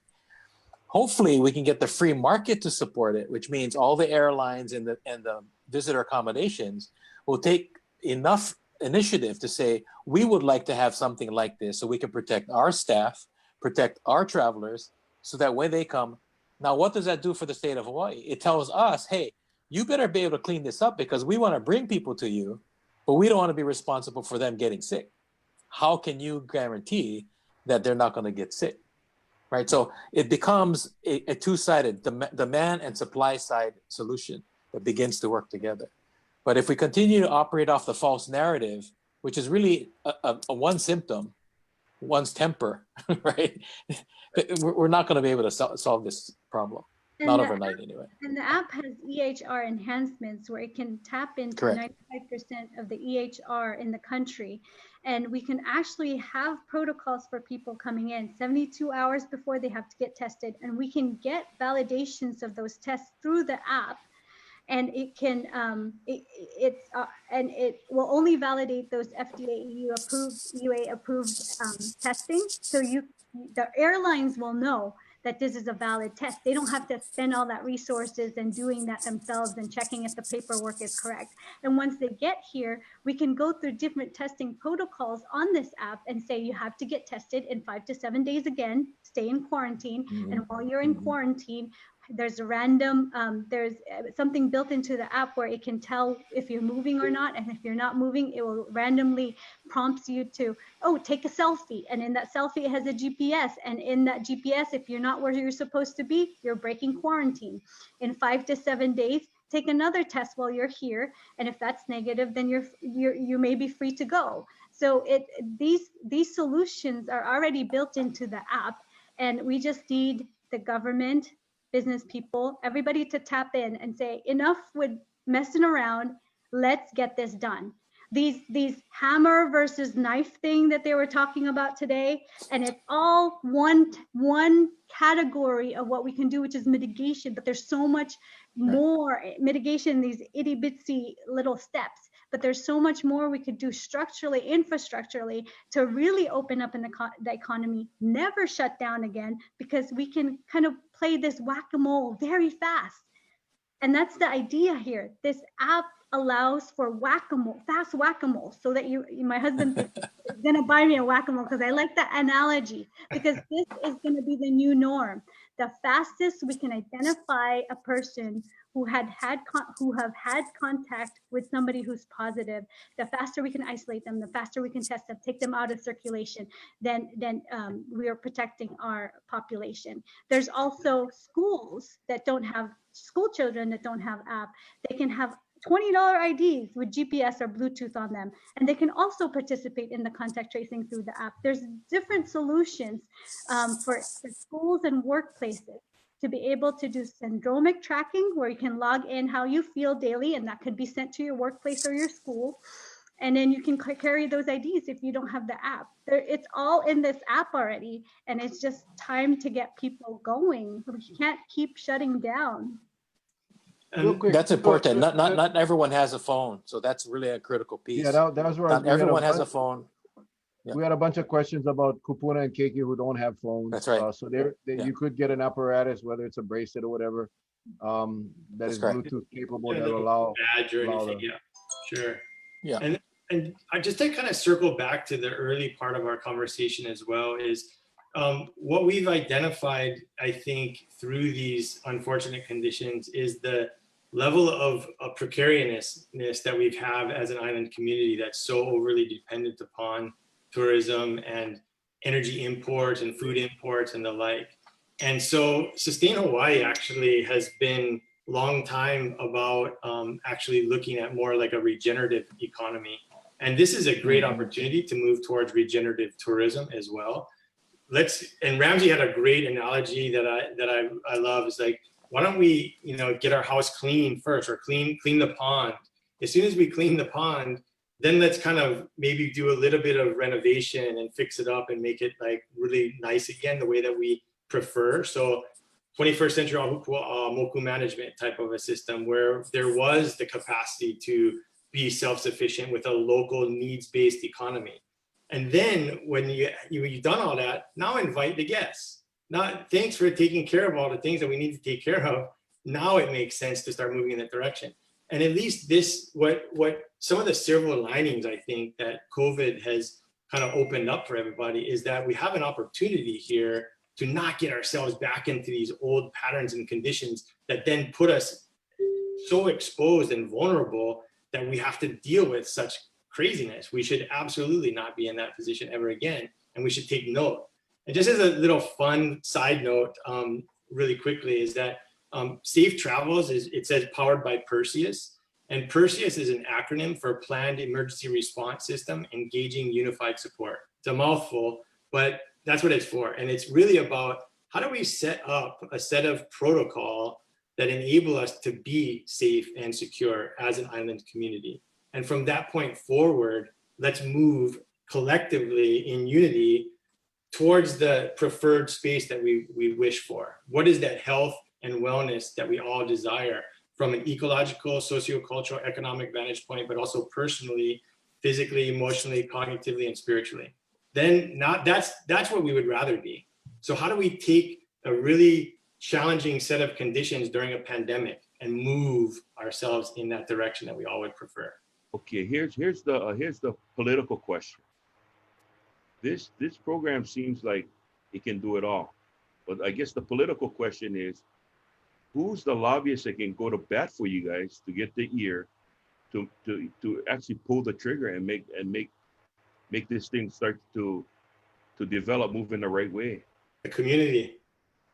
Yeah, but we got to be realistic because we know how this whole political game in this state works, and we got to be able to find that niche of getting a foot in the door so we can push it hard. Because I think, and you might be right, Kevin, because we've never faced a downturn such as this. So I think it's way beyond just trying to play by the norms that we normally would play in the political realm. This probably is going to be something, like you say, community-wise.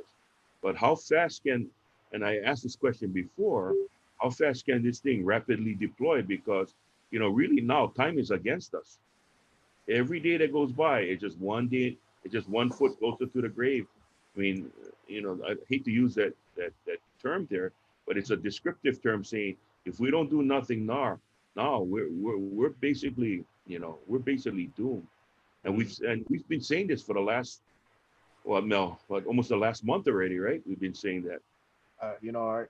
I'll say this. I said, the state has had 6 months, 5 months, whatever it is, and they just have, I hate to beat a dead horse, but they failed miserably. And Mhm. and that's a problem. We're still set. I mean, yeah, he extended the travel quarantine for the mainland to October 1st. Now, I'm not a doctor. I'm not an epidemiologist. I'm not an expert in pretty much anything, but October 1st, we're not ready for mainland visitors on October 1st. I mean, damn it, we can't even get the crap in Honolulu under control. Okay. And they're still set on a one test, 72-hour test procedure, which everyone, I mean, is very clear that is not very safe. We have airlines that have disregarded the safety of their passengers and filled every seat. Delta still maintains the middle seat, the empty seat, but United and American, screw you guys, we're gonna fill our planes. We still have that mentality in the airlines. We have PVR, BNB operators that are condoning or not even condoning, facilitating the violation of our quarantine laws by creating long-term leases only to be canceled after a 7-day or 14-day vacation to provide or circumvent the county laws. How do we, as a community, first of all, this test, I mean, this app wouldn't cost anything for the users, right? The people. The intent is for it entirely to be free, for sure. Yeah. Okay, that was another question. But anyway, how do we, and Charlie kind of touched on that politically, how can we, I think the people have spoken loud and for a long time, and of course it's falling on deaf ears. How do we help? How can we help? Contacting our legislators. It's the administration that makes the decisions, not the legislature. I want to see this happen. I want to know how we can help. I guess that's the question. Well, let me before you answer that question, I'll try to dovetail off of what Mel said. Would the approach, because approaching the state might be too much for the state to comprehend at one time. That's my thinking of them. What if they did a pilot program on one of the islands first, and we were able to politically get the legislators of that island to say, hey, why don't we welcome this program and let's start it here and see how well it works. Absolutely. And I think that's actually the strong direction. And I wish I could speak a little bit more on that, but I think there's a high level of interest in that regard. And what the opportunity is for the various islands is for them to actually have that proof of concept. Once they do, they can actually open up safely because they've taken care of their own, the Aina and the Lahui. So once that's done, great. Now who's going to go where? Everyone's going to go there. They're going to be able to reopen safely because they put the proper protocol in. Are you telling me every other island is not going to be interested in doing that then? Of course they are. So I think that's a great idea. And we absolutely should be moving in that direction.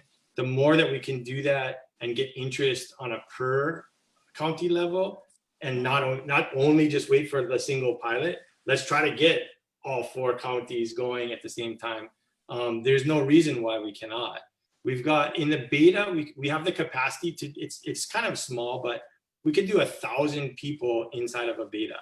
So we really only need a few hundred people per island community to actually test it.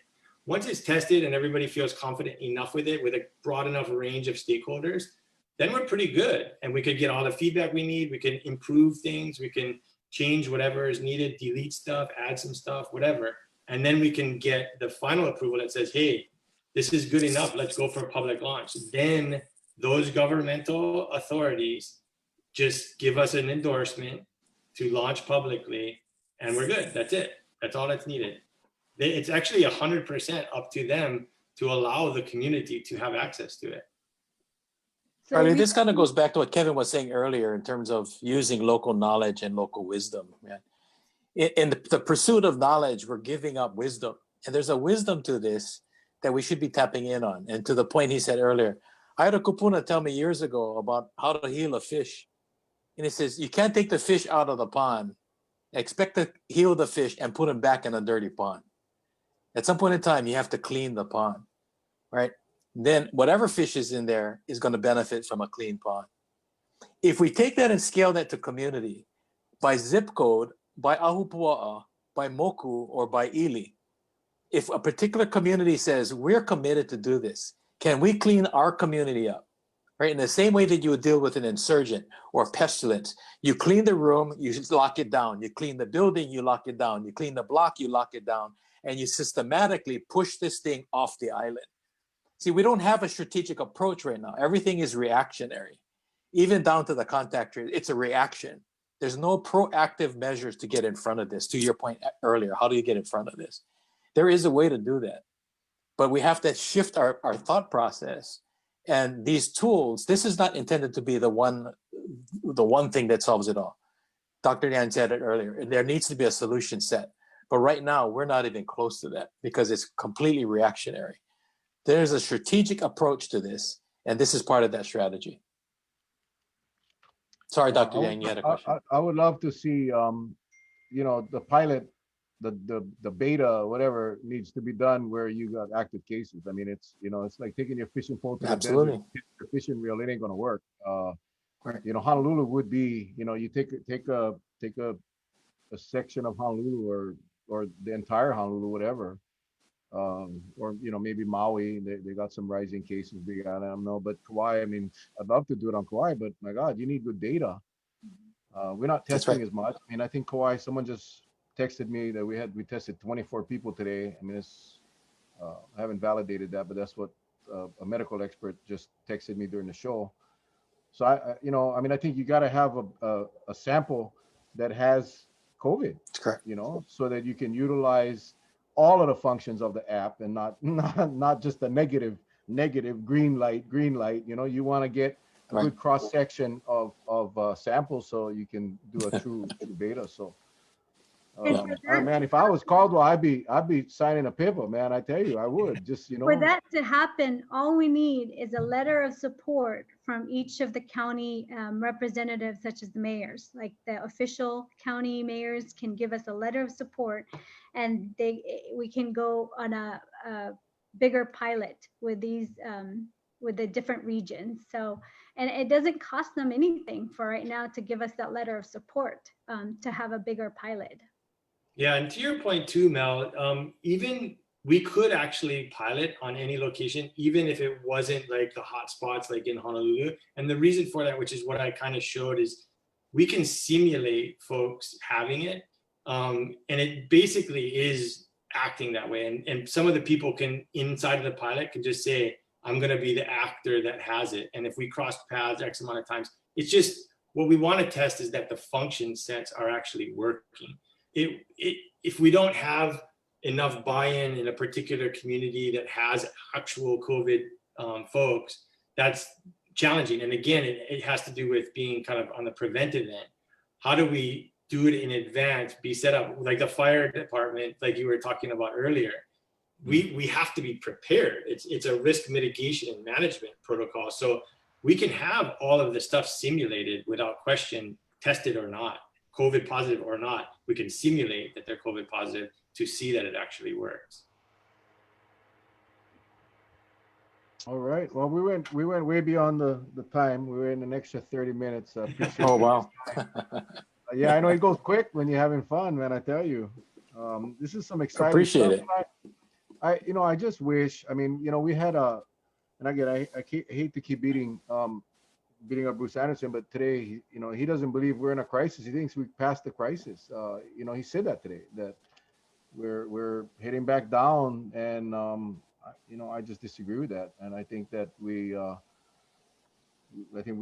not done, and I think we're still in a crisis. We still have people dying, and then like you said, there's also that economic crisis that we got to deal with as well. It's not just the COVID, but we got to take care of our COVID issue. We got to get our people safe and keep our hospitals, the hospital beds available. I mean, I see now, was it Maui? They canceled all elective surgeries. And I mean, I just had a call from someone. I can't remember if it was Honolulu or Maui. gallbladder postponed for 2 weeks. I mean, can you imagine having an infected gallbladder for 2 weeks? You got to wait. My God. I mean, I still have my gallbladder, but I know people that had gallbladder issues. That's some painful stuff. Bro, what Hip about replacement. Hip. elective pregnancies now? Elective You pregnancies. gotta wait, man. You gotta wait. That baby gonna be born late and a lot bigger. It's just sorry, man. Baby, come on. You call him COVID. That's the name. Hey, COVID. What's up, buddy? Yeah, and whatever happens there in Honolulu too affects us all on the outer islands. Right. For example, if Queens gets overloaded, that's our trauma level 1. I'm a trauma surgeon, and they're gonna be stricter on the transfer criteria for our very critical ill patients that need a higher level of care. If they get super full, we might not be able to send those people for higher level of care. So we're all connected, even though we're individual islands. So what happens there? And in the meantime, we're sacrificing our school, and we're putting our putting a lot of these responsibilities towards our teachers right now, and it's all interconnected, complex issues that just need the right kind of leadership to have a comprehensive plan in getting all these pieces together. Well, I Well will said. share with you one thing. We've also been covering what's been happening in the prisons, and this goes to what you said, Kevin, that you can take a small cutaway and do a simulation, but with real people working it out. What's happening now on the big scale, which is the state, because we're in this situation and tempers are getting short. We know that without the proper guidance or plans, because we know that there was no plans in the prison, you had one infection that spread out to nearly 200. Yeah. Now you got prisoners at the point of rioting because instead of isolating the sick, you allow the sick to move in with the population. So now what's happening is you have a small city like a prison in real time showing what can happen to us. And that is when you get so frustrated, you get this massive riots. I think that should be already a learning curve for our administration to see what the possibilities are. And Absolutely. we're loving people, but we don't have to get to that point. But if you keep on doing what you're doing, it's going to get to that point. I hate to say it. It will get to that point. And I think they got to start learning now. And I think what Mel said is, that goes to your point. Who can we talk to? We got to start moving because something is always better than nothing. Right now, we got nothing. We got to put something into play. It has to. Maybe the prisons and the military, who are their own little areas that can control entirely particular spaces, would be the best places to pilot. And they do have authority as governmental entities. So we could pilot it in those locations. We'd be game to do that as well. How do we show them how to do it? Like, we're happy to step up wherever we can. Our good friend, Adjutant General Ken Hara, right, Mel? That's right. Man, He's the man. Before we go, if people wanted to get in touch with your organization, Sustain Hawaii, if people been asking how to get in touch with the organization, if someone would want to put out your info, website, Sure. email, phone number. Sure, sustainhawaii.org. And email would just be info@sustainhawaii.org. And then I think those are probably the easiest. And the app is safe-travels.org. All right. Well, Charlie, final thoughts? Yes. Well, first of all, I'd just like to say thank you. There's a lot of comments coming across. I'm healthy now. That sinus infection is gone. I'm bubbly as ever. And I like to take this opportunity to thank all of our guests tonight because it's always good information. And like we've always said to our viewers from before, we bring on the experts, we let them explain. If you can use the info, fine. If you can't, then we move on to another day. But tonight was very, very interesting. And I also thank my good buddy Ramsay, who I haven't seen in close to 30 years. I think it's more, about 30 years. I think that's a little, yeah, probably so. Close to 30 years. You're looking good, my friend. You're looking good. So you take care. Likewise, Kevin, you and your family. Thank you. Kevin, thank you very much for the educational thought, very high-tech and very worthwhile. And of course, Dr. Yan, as always, thank you. Appreciate all your insights, as well as with COVID information. Appreciate Thank you so much for the time and the invite and opportunity. Really appreciate it. Well, thank you guys. Oh, go ahead. I'm sorry, Kumu. No, I was gonna say, just be safe. Always with aloha in all ways, as we say. Yeah, I just want to thank you all. I think it was very enlightening. I know a lot of people, a lot of questions. Again, people jumped all over the South Korean model when we found out that South Korea had offered an app. South Korea's success, according to Minnie Cole, the liaison up there in South Korea, and who's been on our show a couple of times, the success of South Korea, and they're having some resurgence now, but was the app. There's a fact that they utilized an app. They required everyone coming into South Korea to download the app. And that was a success. In other words, in fact, when someone tested positive, everybody got notified on the app, on their smartphones, and on social media, on the news, so they went one step beyond, but it started with the app. And a lot of people called, a lot of our viewers were pushing for us, for the state to go after a model like that, a South Korean app. Well, we have an app that's designed right here in Hawaii that we can use. And I just hope the state and the counties will give it some serious thought and run the pilot, run the beta, run it and see if it works. It looks like it's a tool that we can help our state, and I really hope we'll use whatever influence. It's not anymore. We pissed everybody off in decision making land, so but we'll do our best to try to get this thing moving forward. I think it'll work. So thank you all. Thanks, Mel. Mel and Charlie, I just want to say that even though this is a homegrown community developed app by a nonprofit, there's some really amazing people in this group of 40. Is it 40, Kevin?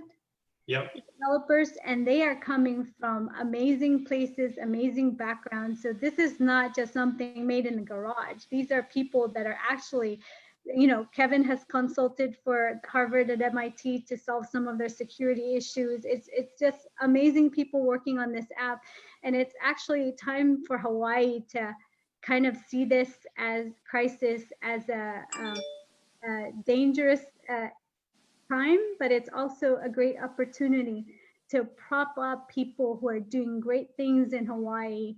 I always say we don't have a brain drain here. We don't have a skill and talent drain here. We have a resource and money drain. It always goes outside. So it's time to get that. And this is that opportunity to pull that back in and really put your politicians and all these government administration to task. Where's that money going to? How is it coming back to Hawaii? Well, I like to also say for Mel and I, we've consulted a lot with the Checkers and Pogo show, and I think we did a pretty damn good job, right, Mel? You call me Pogo. You call me Pogo, I'll call you Checkers. There you go. I tried growing the goatee, but it just stops. It just shrinks. Anyway, tomorrow night, everybody, 7 o'clock, we have Dr. Miskovich, Congresswoman Tulsi Gabbard will be on tomorrow night to share some insights. We're going to recap the press conference that went on last week. That'll be exciting. Thursday, Charles. Dr. Kimball. Oh, Dr. Kimball. You guys all know Dr. Kimball. From The Fugitive, Dr. Kimball. Yeah. Yeah, he actually, he was one of the founders of our North Shore Urgent Care Clinic here, but he's an emergency room doctor up there in Salt Lake City, Utah. Nice. Friday, we have Senator Kai Kahele coming at 7 o'clock as well. And then one of our viewers, Brian Ingalls, will be here on Saturday to do a presentation and do the statistics. Give us the real numbers, and that'll be interesting as well. So aloha again. Excellent. Thank you, guys. Mahalo. Great show. God bless. We love each and every one of you guys. You guys sleep well. Take care. Aloha. Be well. Aloha. Ahui.